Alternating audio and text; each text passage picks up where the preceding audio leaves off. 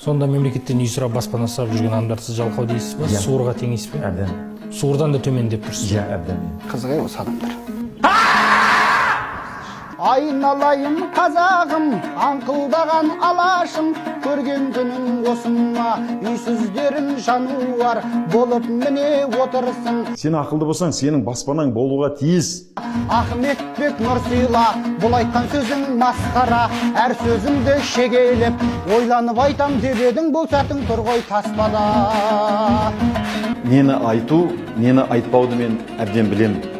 Ой, ну неге ты сразу так айтасың, неге? Оларға, ана, не керек? Сәтті керек. Білген түрің осыма.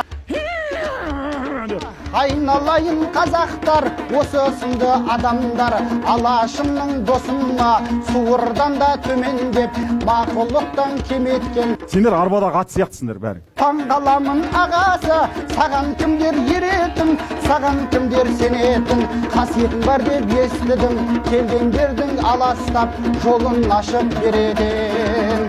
Бисмиллахиррахманиррахим. Алас, қалетін алас. Білуімше мен осы 30 күнде 2 миллион жүріс-тұрысқа теңге жұмсайсың. Бір 2 миллион теңге айына, мысалы, мен сонша жұмсайтын шығарым айына, мысалы да, өзімнің. Қанша? Бір 2 миллион теңге. Айына? Айына. Да, ну, Гүлбану.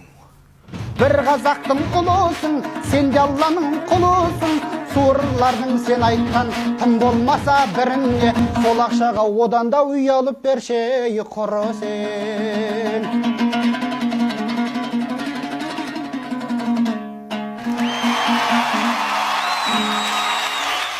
Жүріс-тұрысқа айына 2 миллион.